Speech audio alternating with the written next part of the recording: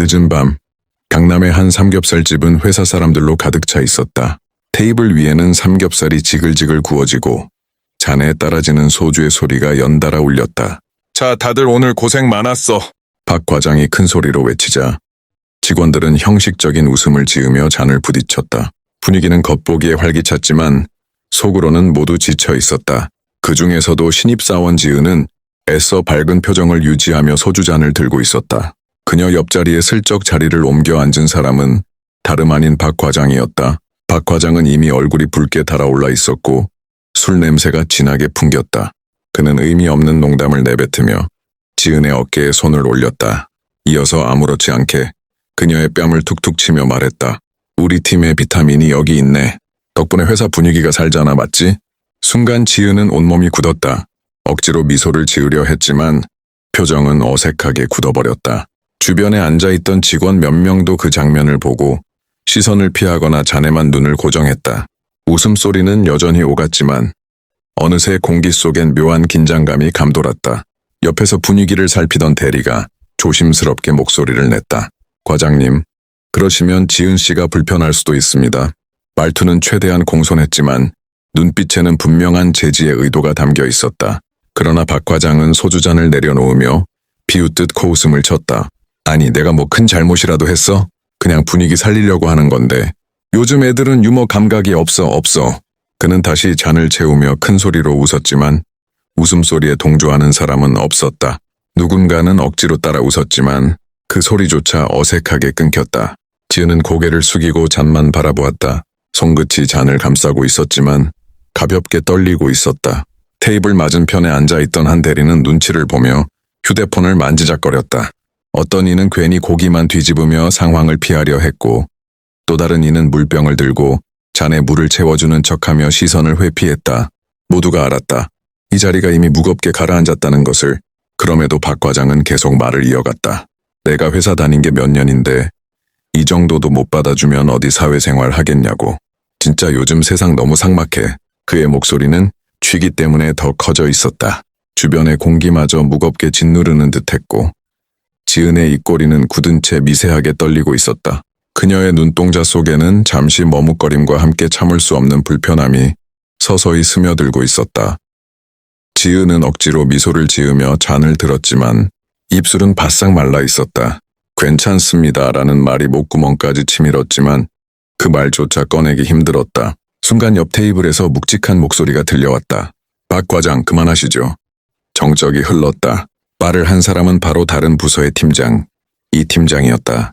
평소에 말수가 적고 무게감 있는 성격이라 직원들 사이에서 신뢰가 두터운 인물이었다. 그의 날카로운 시선이 박 과장에게 곧장 꽂혔다. 이런 행동 다 문제될 수 있는 거 아시지 않습니까? 짧고 단호한 목소리였다. 박 과장은 잠시 눈을 크게 뜨더니 억지로 웃어 넘기려 했다. 아니, 무슨 문제까지. 그냥 다들 즐겁자고 그런 건데 팀장님도 너무 예민하시네. 하지만 그의 말투는 점점 흔들리고 있었다. 술기운 속에서도 자신이 방금 들은 말의 무게가 가볍지 않다는 것을 본능적으로 느낀 것이다. 주변 직원들은 일제히 숨을 죽였다. 누군가는 휴대폰을 만지작거리며 녹화를 시작했고 다른 누군가는 고개를 숙인 채 젓가락만 굴렸다. 지은은 얼굴이 붉게 달아올라 있었지만 이번에는 억지 미소조차 지을 수 없었다. 이 팀장은 고개를 숙인 지은을 한번 바라보고 다시 박 과장을 응시했다. 지금은 회식 자리지만 회사 이름 달고 모인 자리입니다. 이 정도는 장난으로 안 끝납니다. 순간 테이블 위의 웃음기와 소음은 완전히 사라졌다. 오직 술잔 부딪히는 소리와 고기 굽는 지글거림만이 불편하게 흘러나왔다. 다음날 아침, 회사 분위기는 평소와 전혀 달랐다. 출근길 엘리베이터 안에서 직원들은 눈치를 보며 웅성거렸고 누구도 크게 웃거나 떠드는 이가 없었다. 그 이유는 곧 드러났다.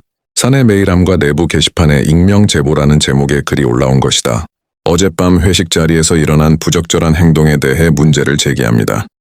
글 밑에는 짧은 설명과 함께 첨부된 동영상 링크가 있었다. 재생 버튼을 누르자 소주잔이 오가는 삼겹살집 풍경이 나왔다. 화면은 약간 흔들렸지만 내용은 또렷했다. 박 과장이 지은의 뺨을 툭툭 치며 우리 팀의 비타민이라 농담하는 장면. 이어서 대리가 만류하는 모습, 그리고 불편한 기색을 감추지 못하는 지은의 표정까지 고스란히 담겨 있었다. 사무실 안은 순식간에 술렁였다. 동료들은 속닥이며 휴대폰을 돌려보았고 누군가는 화면을 보다가 인상을 찌푸렸다. 아이고, 심각한데? 완전 성희롱 아니야? 하는 목소리가 오갔다. 그 순간 인사팀에서 긴급 공지를 띄웠다. 현재 제보된 사안에 대해 사실 확인 중입니다. 관련자는 개별 면담이 있을 예정이니 협조 바랍니다. 그 짧은 안내문만으로도 사무실 공기는 완전히 얼어붙었다. 누구도 박 과장 자리를 쳐다보지 않았다. 그의 자리는 비어 있었지만 사람들의 시선은 자꾸만 그쪽으로 향했다. 지은은 모니터를 응시하며 숨을 깊게 고르려 했지만 손끝이 여전히 떨렸다. 어젯밤에 불편했던 공기가 그대로 되살아나는 듯했다. 하지만 이번에는 혼자가 아니었다. 사내 곳곳에서 그녀를 향한 동정과 지지의 시선이 은밀히 모이고 있었다. 과장은 출근길부터 불길한 예감을 떨칠 수 없었다. 휴대폰에는 수십 통의 부재중 전화와 메시지가 쌓여 있었고 사무실에 들어서자마자 느껴지는 싸늘한 시선은 그를 압도했다. 평소 같으면 먼저 인사를 건네던 후배들도 고개를 돌려버렸다. 잠시 뒤 인사팀에서 호출이 왔다. 박 과장님 회의실로 와주시죠. 회의실 문을 열자 인사팀장과 감사팀 직원이 앉아 있었고 테이블 위에는 프린트된 보고서와 태블릿이 놓여 있었다. 태블릿 화면에는 회식 자리 영상이 멈춘 채 떠 있었다. 지은이 억지 웃음을 지으며 뺨을 맞던 장면이었다. 박 과장님, 이 장면에 대해 설명해 주시겠습니까? 차가운 목소리가 날아왔다. 박 과장은 얼굴이 하얗게 질리며 허둥지둥 변명했다. 그건 그냥 분위기를 띄우려고 진짜 나쁜 의도는 아니었습니다. 다들 장난처럼 받아들였을 거예요. 하지만 말이 길어질수록 스스로도 설득력이 없다는 걸 느꼈다. 인사팀장은 단호하게 말을 잘랐다. 당사자가 불편함을 느꼈다면 그 자체로 문제입니다. 더구나 공개된 자리였고 다수의 증인과 영상 증거까지 있습니다. 박 과장은 순간 눈물이 맺히며 숨이 막혔다. 그는 급히 회의실을 나와 지은의 자리로 향했다. 지은은 모니터에 집중하는 척했지만 그의 발걸음을 눈치채고 천천히 시선을 들었다.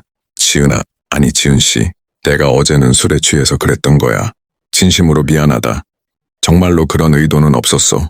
그의 목소리는 떨렸고 손은 허공에서 허둥대며 자리를 잃었다. 하지만 지은의 눈빛은 차가웠다. 그녀는 입술을 꾹 다물고 고개를 살짝 저을 뿐 어떤 대답도 하지 않았다. 그 순간 사무실 공기마저 얼어붙었다. 주위의 동료들은 아무 말도 하지 않았지만 그들의 침묵은 박 과장을 더욱 고립시켰다. 박 과장은 그제야 깨달았다. 사과를 해도 후회를 해도 이미 늦어버렸다는 사실을. 며칠 뒤 회사 복대는 묘한 정적이 감돌았다.